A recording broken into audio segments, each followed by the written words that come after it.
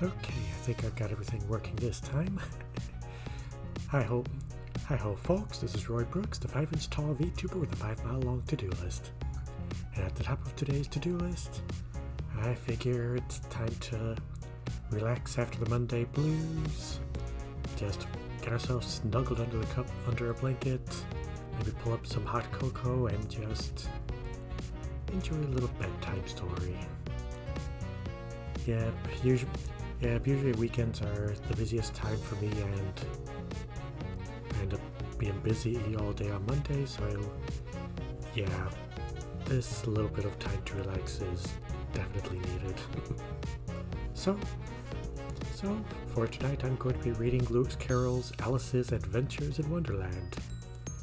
I know a lot of people like to do things digital, but me, I prefer having an actual physical book in my hands. And in fact, I've got this pretty heavy Barnes & Noble's hardcover edition of the story.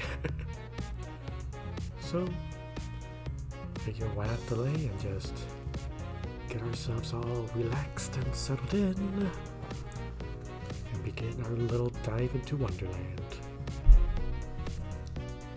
Let's see here. Oh, and you also get a little bit of page turning ASMR as a bonus. Let's see here. I'm just gonna skip the poetry at the beginning and go straight into the story.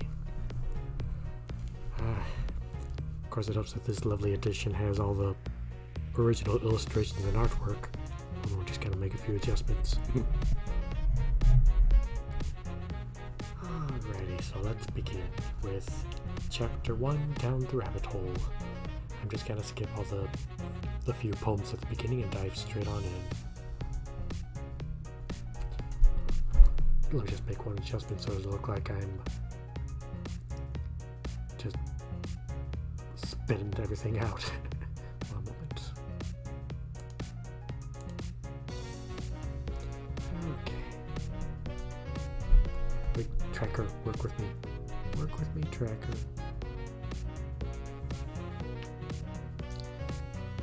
One moment. Okay, so let's begin. Chapter 1, Down the Rabbit Hole.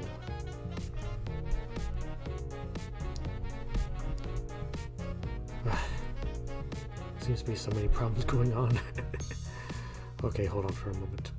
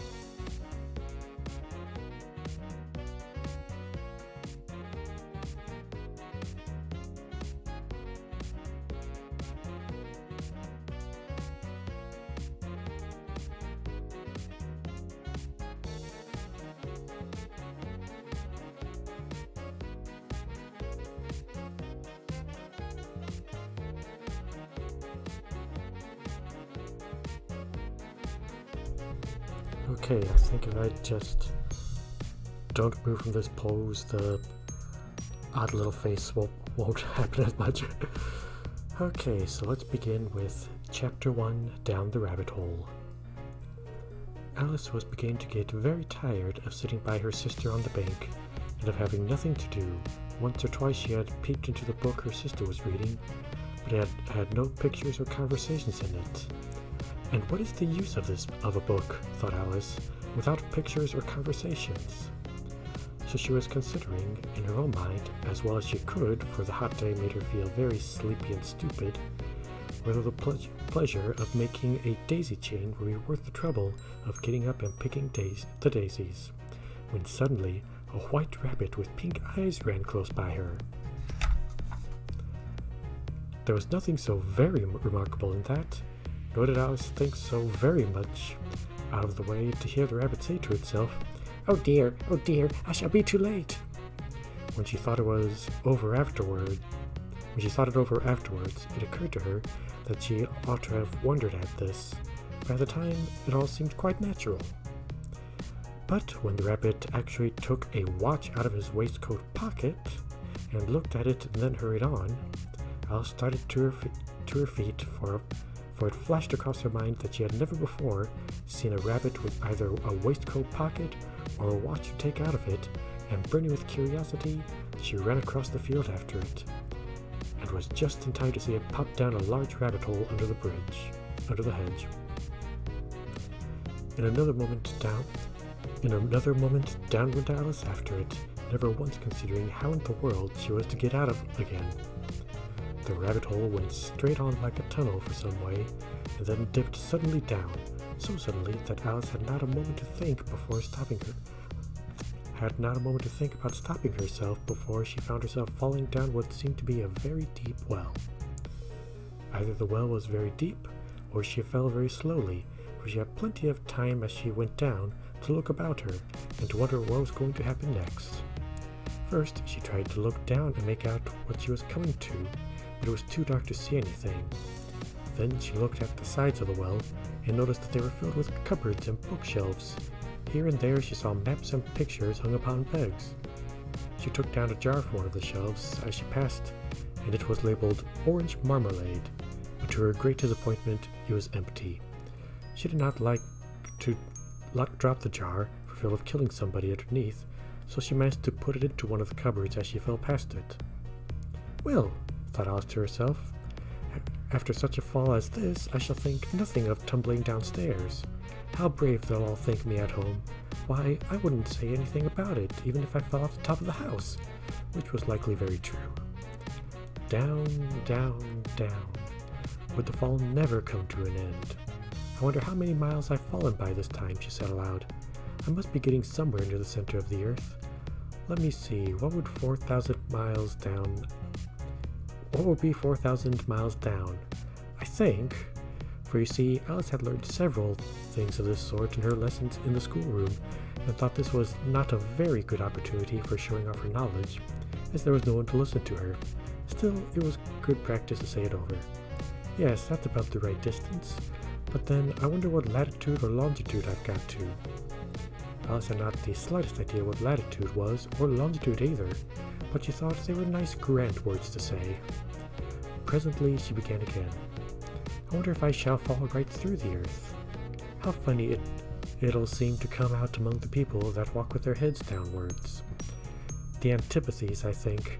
She was rather glad there was no one listening this time, as it didn't sound at all the right word. But I shall have to ask them what the name of their country is, you know. Please, ma'am, is this New Zealand or Australia? And she tried to curtsy as she spoke. Fancy curtsying as you're falling through the air. Do you think you could manage it? And what an ignorant little girl she'll think me for asking. No, it'll never do to ask. Perhaps I shall see it written up somewhere. Down, down, down. There was nothing else to do, so Alice soon began talking again.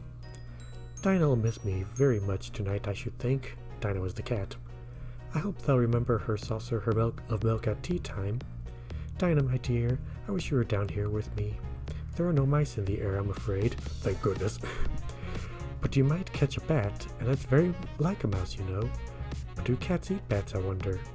And here Alice began to get rather sleepy, and went on saying to herself in a dreamy sort of way, Do cats eat bats? Do cats eat bats? And sometimes, do bats eat cats? For you see, she couldn't answer either question. It didn't matter which way she put it. She felt that she was dozing off, and had just begun to dream that she was walking hand in hand with Dinah, and was saying to her very earnestly, "Now, Dinah, tell me the truth. Did you ever eat a bat?" When suddenly, thump, thump, down she came upon a huge heap of sticks and dry leaves, and the fall was over. Alice was not a bit hurt, and she jumped up on her feet in a moment. She looked up, but it was all dark overhead. Before her was another long passage, and the white rabbit was still in sight, hurrying down it. There was not a moment to be lost. Away went Alice like the wind, and was just in time to hear it say as it turned the corner, "Oh, my ears and whiskers, how late it's getting!" She was close behind it, but when she turned the corner, but the rabbit was no longer to be seen. She found herself in a long, low hall, which was lit up by a row of lamps hanging from the roof. There were doors all around the hall, but they were all locked, and when Alice had been all the way down one side and up the other, trying every door, she walked sadly down the middle, wondering how she was ever to get out again. Suddenly, she came upon a little three-legged table, all made of solid glass. There was nothing on it but a tiny golden key. And Alice's first idea was that this might belong to one of the doors of the hall. But alas, either the locks were too large or the key was too small. But at any rate, it would not open any of them. However, on the second time around, she came upon a low curtain she had not noticed before, and behind it was a little door about 15 inches high. She tried the little golden key in the lock, and to her great delight, it fitted. Alice opened the door and found that it led into a small passage, not much larger than a rat hole. She knelt down and looked along the passage into the loveliest garden you ever saw. How she longed to get out of that dark hall and wander about among those beds of bright flowers and those cool fountains. But she could not even get her head through the doorway. And even if my head would go through, thought poor Alice, it would be of very little use without my shoulders. Oh, how I wish I could shut up like a telescope. I think I could, if only I knew how to begin. For you see, so many out-of-the-way things had happened lately that Alice had begun to think that very few things indeed were really impossible. There seemed to be no use in waiting by the little door, so she went back to the table, half hoping she might find another key on it, or at any rate a book of rules for shutting people up like telescopes. This time she found a little bottle on it, which was certainly not here before, said Alice, and tied around the neck of the bottle was a paper label with the words, "Drink me," beautifully printed on it in large letters. It was all very well to say "drink me," but the wise little Alice was not going to do that in a hurry. "No, I'll look first," she said, "and see whether it's marked poison or not." For she had read several nice little stories about children who had got burnt and eaten up by wild beasts and other unpleasant things, all because they would not remember the simple rules their friends had taught them, such as that a red-hot poker will burn you if you hold it too long, and that if you cut your finger very deeply with a knife, it usually bleeds. And she had never forgotten that if you drink from a bottle marked poison, it is almost certain to a degree that with you sooner or later. However, this bottle was not marked poison, so Alice ventured to taste it, and finding it very nice, it had in fact a sort of mixed flavor of cherry tart, custard, pineapple, roast turkey, toffee, and hot buttered toast. She very soon finished it off. "What a curious feeling," said Alice. "I must be shutting up like a telescope." And so it was indeed. Now she was only 10 inches high, and her face brightened up at the thought that she was now the right size for going through the little door into that lovely garden. Wow. Even shrunken Alice is bigger than me. Anyways. First, however, she waited for a few minutes to see if she was going to shrink any further, and she felt a little nervous about this. "For it might end, you know," said Alice to herself. "It might going out altogether, like a candle. I wonder what I should be like then." And she tried to fancy what the flame of a candle looks like after the candle is blown out, for she could not remember ever having seen such a thing. After a while, finding that nothing more happened, she decided to go into the garden at once. But alas for poor Alice. When she got to the door, she found that she had forgotten the little golden key, and when she went back to the table for it, she found that she could not possibly reach it, for she could see it quite plainly through the glass. She tried her best to climb up one of the legs of the table, but it was too slippery, and when she had tired herself out with trying, the poor little thing sat down and cried. "Come, there's no use in crying like that," said Alice to herself rather sharply. "I advise you to leave off this minute." She generally gave herself very good advice, though she very seldom followed it, and sometimes she scolded herself so severely as to bring tears to her eyes. And once she remembered trying to box her own ears for having cheated herself in a game of croquet as she was playing against herself, for this curious child was very fond of pretending to be two people. But it's no use now, thought poor Alice, to pretend to be two people. Why, there's hardly enough of me left to make one respectable person. Soon her eyes fell on a little glass box that was lying under the table. She opened it, and she found in it a very small cake, on which the words "Eat me" were beautifully marked on in the currants. "Well, I'll eat it," said Alice. "And if it makes me grow larger, I can reach the key, and if it makes me grow smaller, I can creep under the door. So either way, I'll get into the garden, and I don't care what happens." She ate a tiny little bit and said anxiously to herself, "Which way, which way?" holding her hand on the top of her head to feel which way it was growing, and she was quite surprised to find that she remained the same size. To be sure, this is generally what happens when one eats cake, but Alice had got so much into the way of expecting nothing but out of the way things to happen that it seemed quite dull and stupid for life to go on in the common way. So she set to work and very soon finished off the cake. Such a pleasant start to a pleasant tale. Man, this first chapter went by quickly. At this rate, maybe I'll see if I can get through chapter 4 for today. For now, let's move on to chapter 2, The Pool of Tears. "Curiouser and curiouser," cried Alice. She was so much surprised that for the moment she quite forgot how to speak good English. Yeah, you can tell by reading I'm not very good at speaking good English either. Oh, and I gotta say, the illustration on this page is quite creepy. Good nightmare fuel. Okay. "Now I'm opening out like the largest telescope that ever was. Goodbye, feet." For when she looked down at her feet, they seemed to be almost out of sight. They were getting so far off. "Oh, my poor little feet. I wonder who will put on your shoes and stockings for you now, dears. I'm sure I shan't be able. I shall be a great deal too far off to trouble myself about you. You must manage the best way you can. But I must be kind to them," thought Alice, "or perhaps they won't walk to the way I want to go. Let me see. I'll give them a new pair of boots every Christmas." And she went on planning to herself how she would manage it. They must go by the carrier, she thought, and how funny it'll seem sending presents to one's own feet, and how odd the directions will look. "Alice's right foot, Esquire. Hearth rug, near the fender, with Alice's love."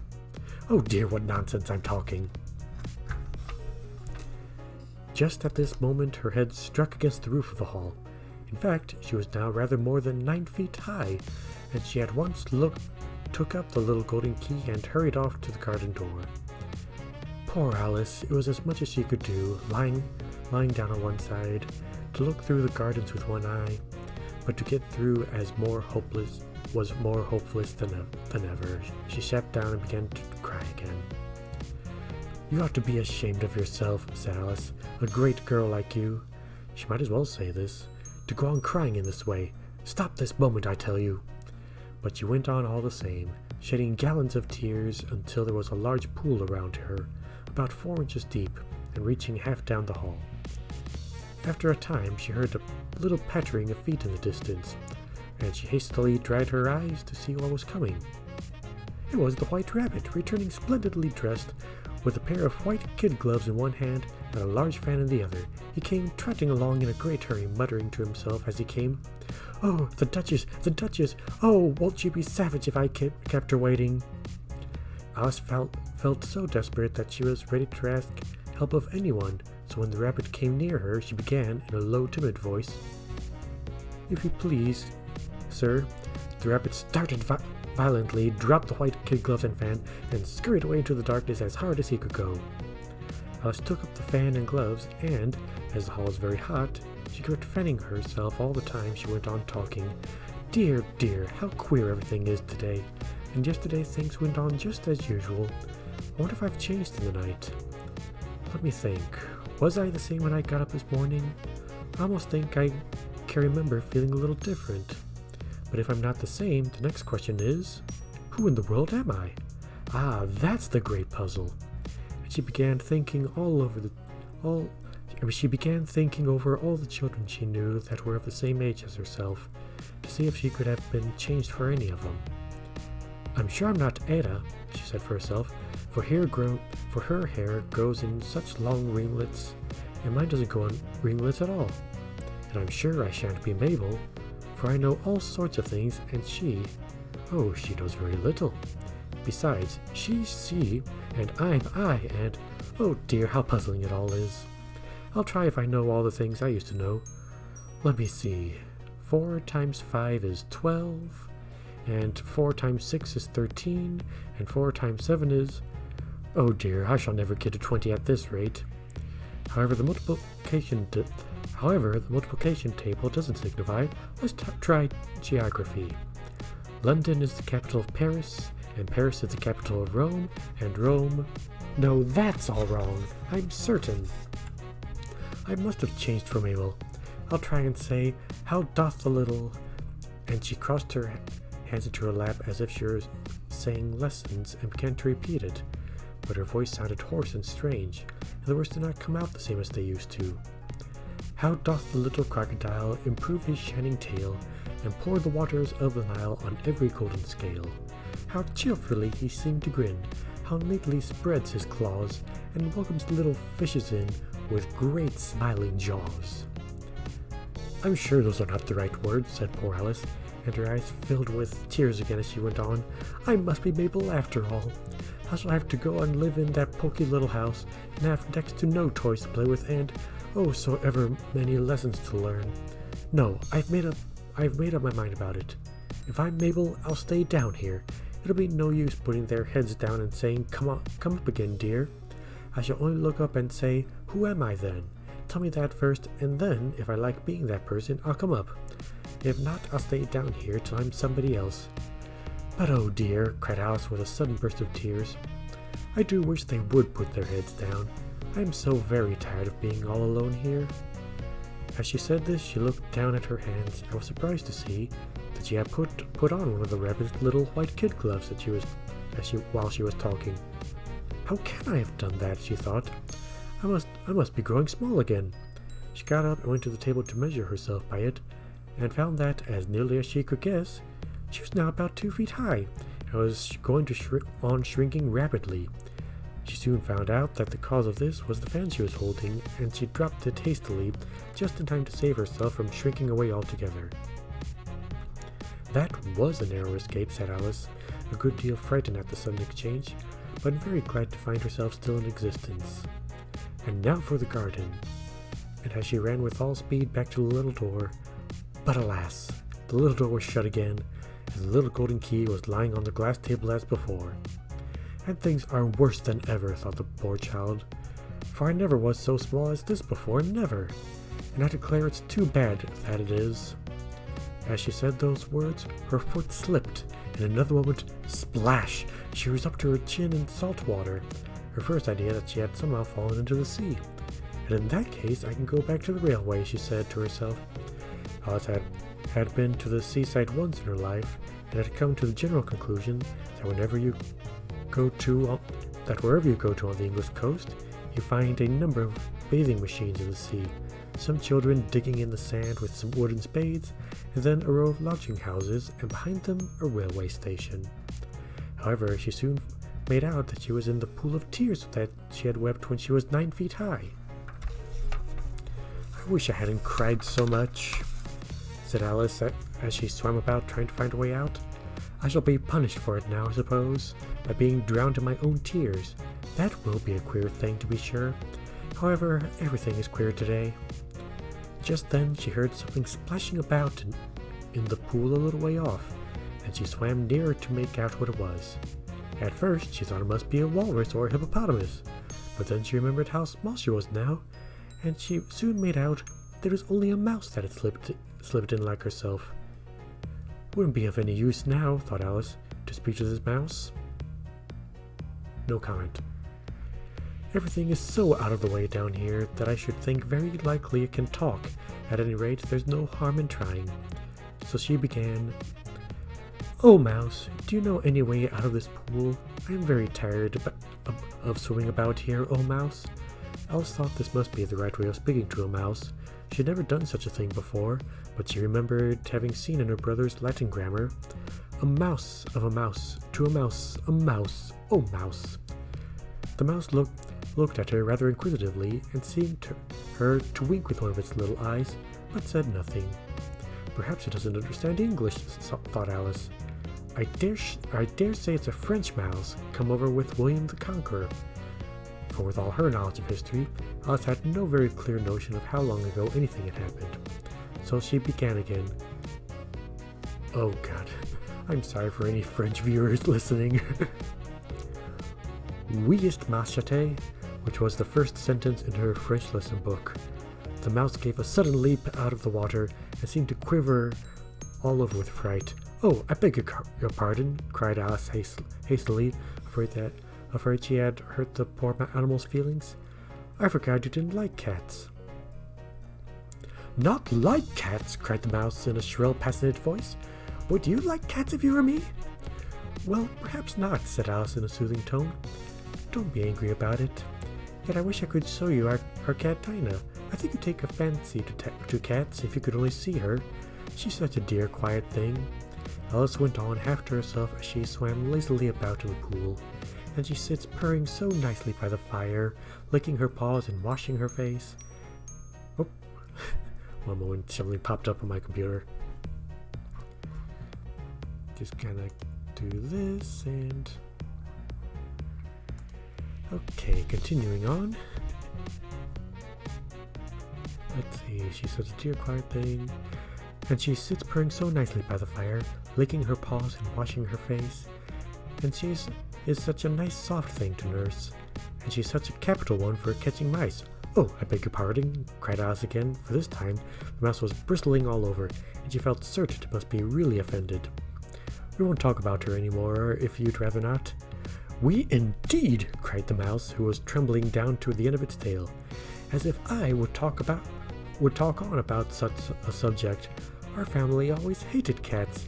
Nasty, low, vulgar things. Don't let me hear the name again." "I won't indeed," said Alice, in a great hurry to change the subject of conversation. Are you fond of dogs?" The mouse did not answer, so Alice went on eagerly.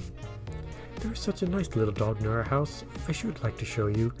A little bright-eyed terrier, you know, with oh such long curly brown hair, and it'll fetch things when you throw them, and it'll sit up and beg for her dinner, and all sorts of things. I can't remember half of them, and it belongs to a farmer, you know, and he says it's so useful it's worth £100. He says it kills all the rats and—" "Oh dear," cried Alice in a sorrowful tone, "I'm afraid I've offended it again." For the mouse was swinging away from her as hard as it could go, making quite a commotion in the pool as it went. So she called softly after it, "Mouse dear, do come back again, and we won't talk about cats or dogs either if you don't like them." When the mouse heard this, it turned around and swam slowly back to her. Its face was quite pale, with passion, Alice thought, and it said in a low, trembling voice, "Let us get to shore, then I'll tell you my history, and you'll understand why it is I hate cats and dogs." And it was high time to go, for the pool was getting quite crowded with the birds and animals that had fallen into it. There was a duck, and a dodo, and a lory, and an eaglet, and several other curious creatures. Alice led the way, and the whole party swam to the shore. Oh, I'm not very good for talking at this length, so if you don't mind, I'm just gonna take a break to grab myself something to drink. I'll be back in, say, 5 minutes, and then we shall continue on with Chapter 3, A Caucus Race and a Long Tale.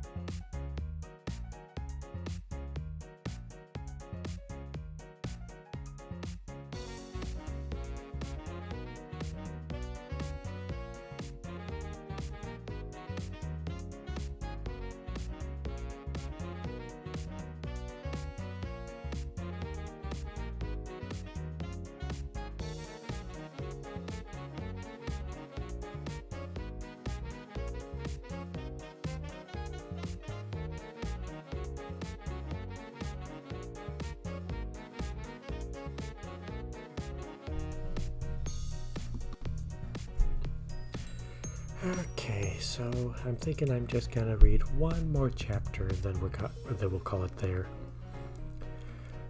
It's getting late, and you know me, 5 mile long to-do list, so much to do. So let's begin the final chapter for tonight. Chapter 3, A Caucus Race and a Long Tail. They were indeed a queer-looking party that assembled on the bank. The birds with draggled feathers, the animals with their fur clinging close to them, and all dripping wet, cross, and uncomfortable. The first question, of course, was how to get dry again. They had a consultation about this, and after a few minutes it seemed quite natural to Alice to find herself talking familiarly with them. As if she had known them all her life. Indeed, she had quite a long argument with Laurie, who at last turned sulkily and would only say, "I'm older than you, I must know better." And this Alice would not allow without knowing how old it was. And as the Laurie positively refused to tell its age, there was no more to be said. At last, the mouse, who seemed to be a person of some authority among them, called out, "Sit down, all of you, and listen to me. I'll soon make you dry enough." They all sat down at once in a large ring with the mouse in the middle. Alice kept her eyes anxiously fixed on it, for she felt sure she would catch a bad cold if she did not get dry very soon. "Ahem," said the mouse with an important air. "Are you all ready? This is the driest thing I know. Silence all around, if you please." William the Conqueror, whose cause was favored by the Pope, was soon submitted to by the English, wanted leaders, and have been of late much accustomed to usurpation and conquest. Edwin and Morcar, the Earls of Mercia and Northumbria— "Ugh," said Laurie with a shiver. "I beg your pardon," said the mouse, frowning but very politely. "Did you speak?" "Oh, not I," said Laurie hastily. "I thought you did," said the mouse. "I proceed. Edwin and Morcar, the Earls of Mercia and Northumbria, declared for him, and even Stigand, the Patriarch Archbishop of Canterbury, found it advisable." "Found what?" sounded the duck. "Found it," said the mouse replied rather crossly. "Of course you know what it means." "I know what it means well enough, for when I find a thing," said the duck, "it's generally a frog or a worm. The question is, what did the Archbishop find?" The mouse did not notice this question, but hurriedly went along. "Found it advisable to go with Edward Atheling to meet William and offer him the crown. William's conduct at first was moderate, but the insolence of his Normans— How are you getting on now, my dear?" it continued, turning to Alice as it spoke. "As wet as ever," said Alice in a melancholy tone. "It doesn't seem to dry me at all." "In that case," said the dodo solemnly, rising up to its feet, "I move that the meeting adjourn for the immediate adoption of more energetic remedies." "Speak English," said the eaglet. "I don't know the meaning of half those long words, and, what's more, I don't believe you do either." And the eaglet bent down its head to hide a smile. Some of the other birds tittered audibly. "What was I going to say?" said the dodo in an offended tone. "Was that the best thing to get us dry would be a caucus race."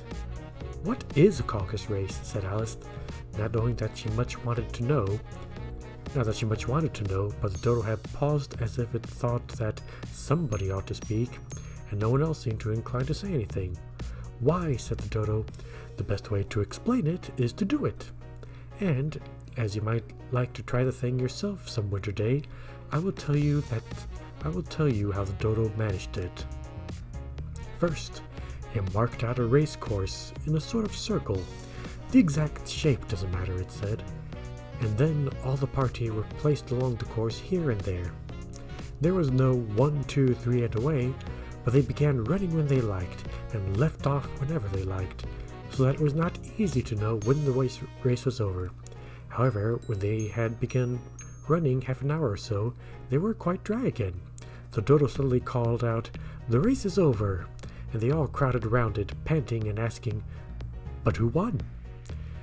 This question the dodo could not answer without a great deal of thought, and it stood for a long time with one finger pressed upon its forehead, the position in which you usually see Shakespeare in the pictures of him, while the rest waited in silence. At last the dodo said, Everybody has won, and all must have prizes. But who's to give the prizes? Quite a chorus of voices asked.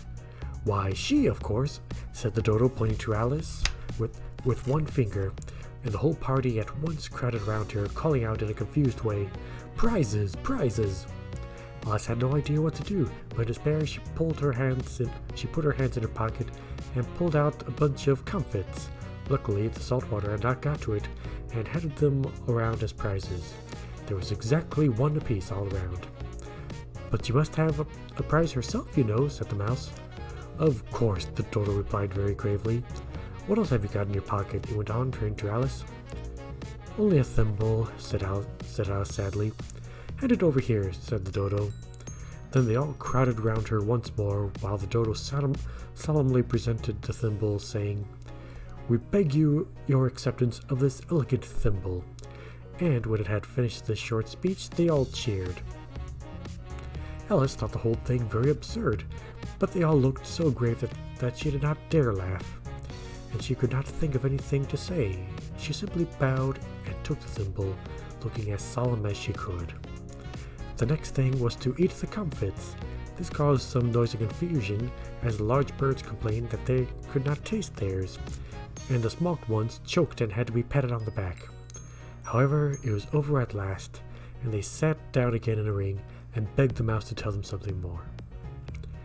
"You promised to tell me your history, you know," said Alice, "and why it is you hate C and D," she added in a whisper, half afraid that I would be offended again. "Mine is a long and sad tale," said the mouse, turning to Alice and sighing. "It is a long tale, certainly," said Alice, looking down with wonder at the mouse's tail. "But why do you call it sad?" And she kept on puzzling about it while the mouse was speaking, for that her idea of the tale was something like this. Fury said to a mouse that he met in a house, "Let us both go to law, and I'll prosecute you. Come, I'll take no denial. We must have a trial, for really this morning I've nothing to do," said the mouse to the cur. "Such a trial, dear sir, with no jury or judge, will be wasting our breath. I'll be judge, I'll be jury, such cunning old fury. I'll try the whole cause and condemn you to death." "You are not attending," said the mouse to Alice severely. "What are you thinking of?" I beg your pardon," said Alice very humbly. You had got me to the fifth bend, I think?" "I had not!" cried the mouse sharply and angrily. "A knot?" said Alice, always ready to make herself useful and looking anxiously about her. "Oh, do let me help to undo it." "I shall do nothing of the sort," said the mouse, getting up and walking away. "You insult me by talking such nonsense." "I didn't mean it," pleaded poor Alice. "But you're so easily offended, you know." The mouse only growled in reply. "Please come back and finish your story," Alice called after it, and the others all joined in the chorus. "Yes, please do." But the mouse only shook its head impatiently and walked a little quicker. "What a pity it wouldn't stay," cried the lory as soon as it was out of sight. And an old crab took the opportunity of saying to her daughter, "Ah, my dear, let this be a lesson to you never to lose your temper." "Hold your tongue, Ma," said the young crab a little snappishly. "You're enough to try the patience of an oyster." "I wish I had our Dinah here, I know I do," said Alice aloud, addressing nobody in particular. "She'd soon fetch it back." "And who is Dinah, if I may venture to ask such questions?" said the lory. Alice replied eagerly, for she was always ready to talk about her pet. "Dinah's our cat, and she's such a capital one for catching mice you can't think. And oh, I wish you could see her after the birds. Why, she'll eat a little bird as soon as look at it." That speech caused such a remarkable sensation among the party. Some of the birds hurried off at once. One old magpie began wrapping itself up very carefully, remarking, "I really must be getting home. The night air doesn't suit my throat." And a canary called out to its trembling voice to its children, "Come away, my dears. It's high time you were all in bed." On various pretexts they all moved off, and Alice was soon left alone.